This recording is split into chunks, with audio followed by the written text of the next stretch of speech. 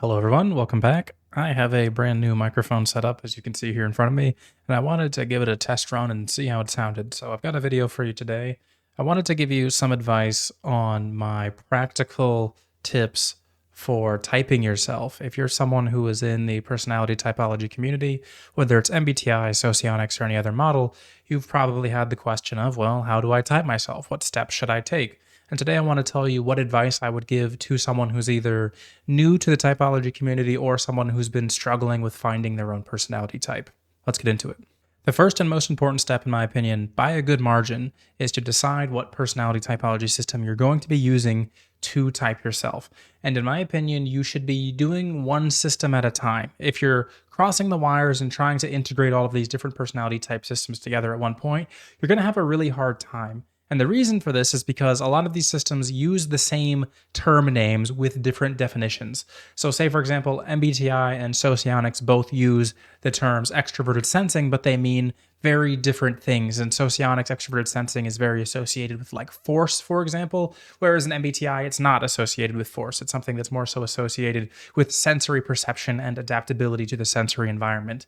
And if you're attempting to type yourself while using definitions from both of these systems at the same time, you're going to naturally come to different conclusions. So it's very important, first and foremost, to decide which system you want to type yourself within and then go from there. So let's say you've decided on what system you're going to be using. And for this example, I'm going to be using MBTI moving forward because that's the system that I usually work with, that and Jungian type. So you've picked MBTI, now what? Well, you need to look for credible source material related to the system that you're using.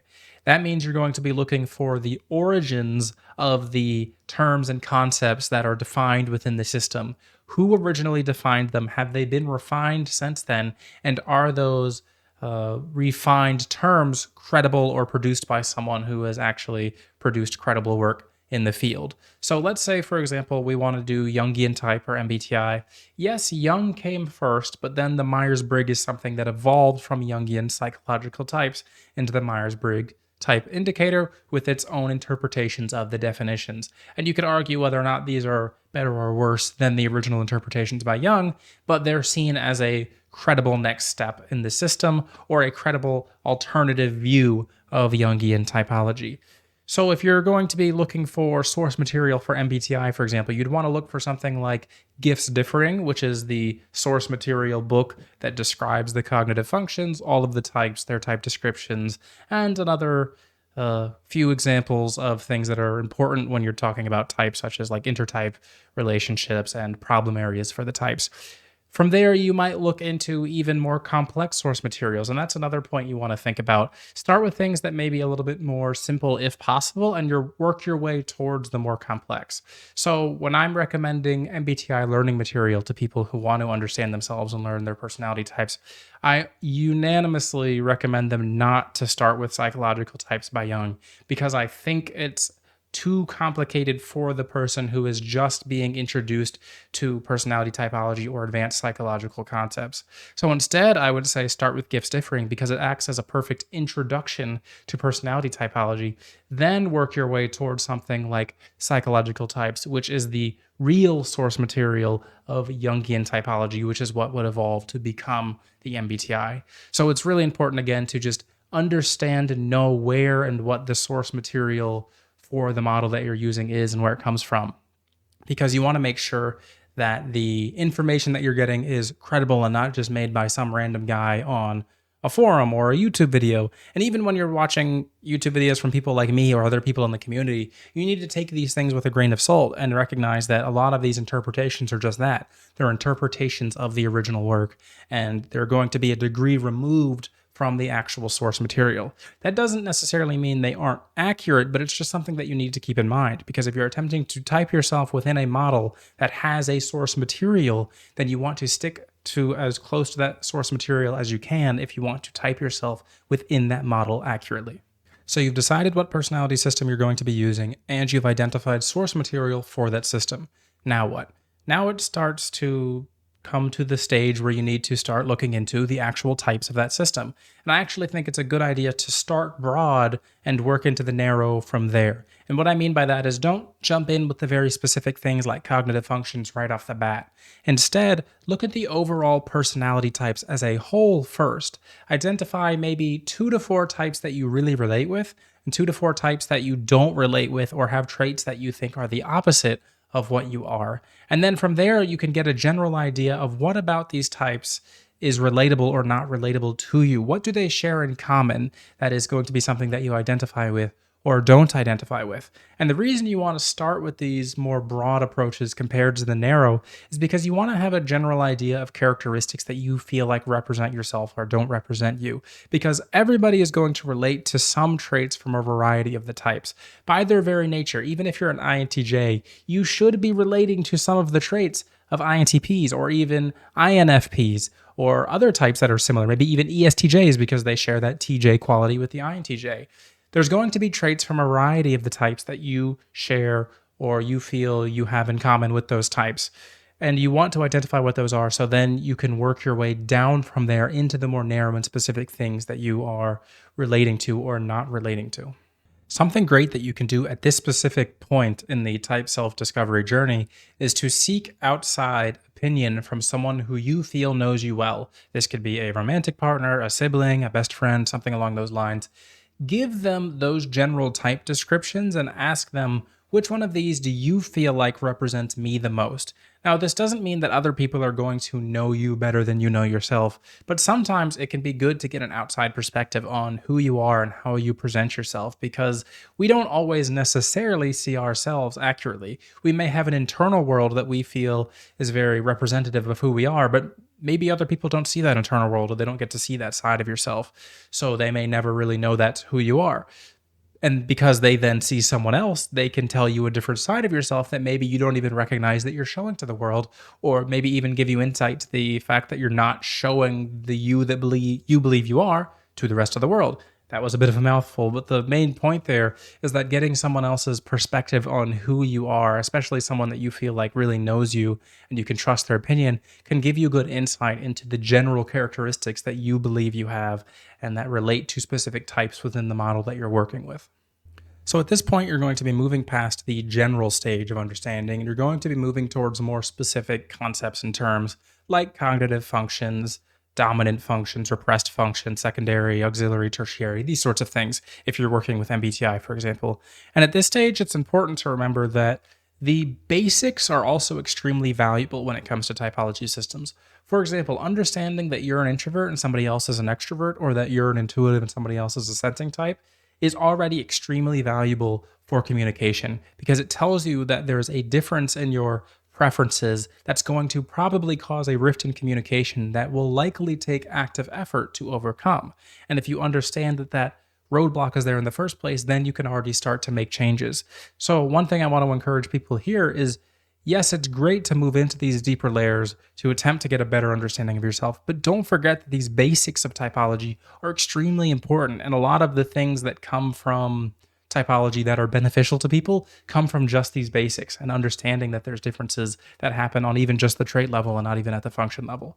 But once you're ready to move to the level of cognitive functions and deeper terminology, it's again important to resort back to your source material to really get an idea of what these terms are and where they come from and how they were explained in the first place. In fact, a lot of people, when they read Psychological Types by Jung, for example, they'll read the chapter on the cognitive functions and how they're explained and what they mean, but they skip the first half of the book. And the first half of the book is really what explains how he came to the conclusions that cognitive functions were a thing, why they're important, how they manifest in reality. And then and only then does he begin to explain what they are and how they portray themselves in people. So I think it's important to not just understand the terms that you're using, but how people came to the conclusions that those terms were concepts that were expressing themselves in reality.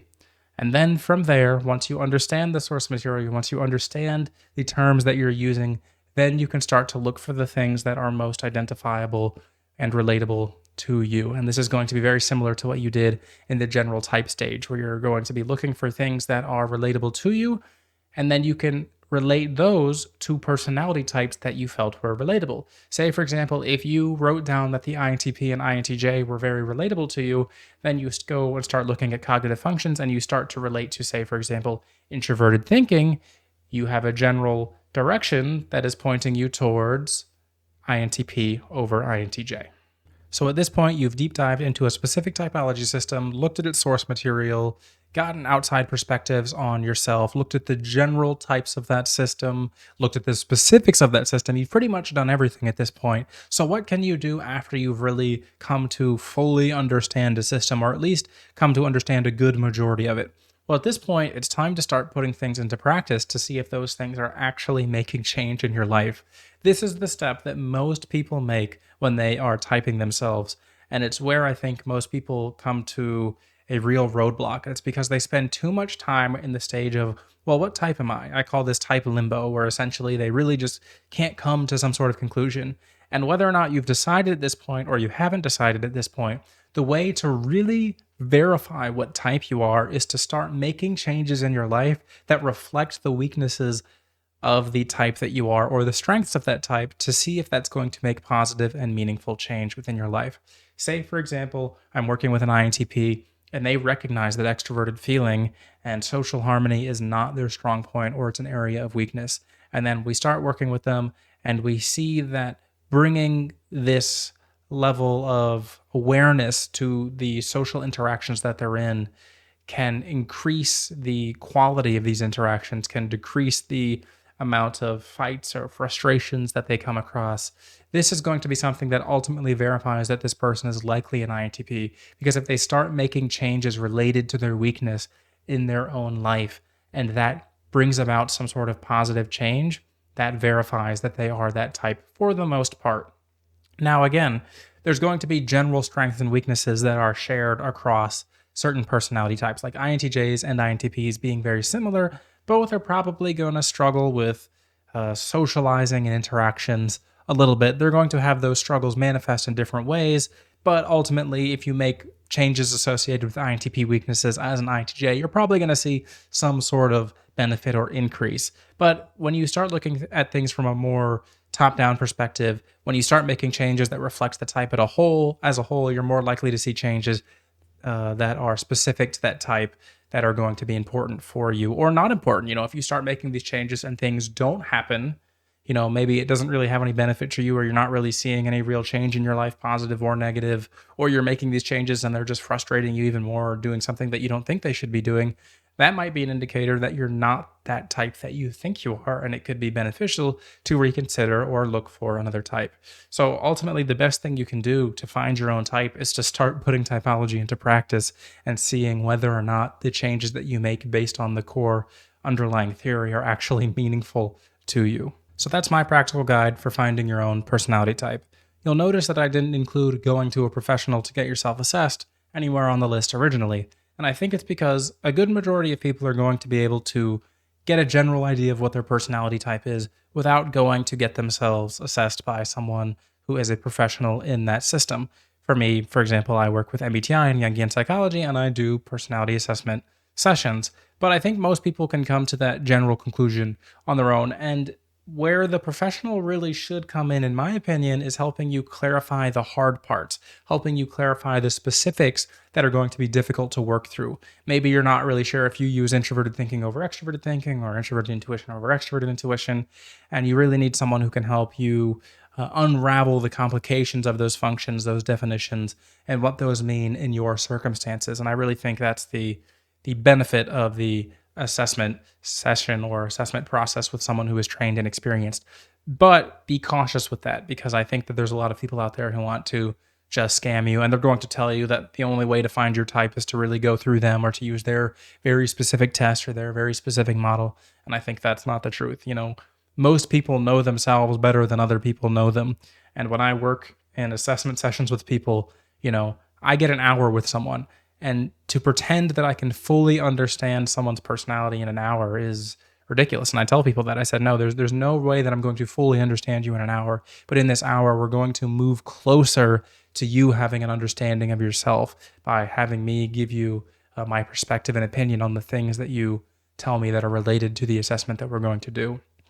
So, yeah, that was a long winded way of saying just be careful with assessment sessions, and I wouldn't rely on them as the ultimate authority for discovering your own personality type. You know yourself well, and there's a good chance that you can probably type yourself as long as you follow the steps that were listed earlier in this video. Thanks for watching.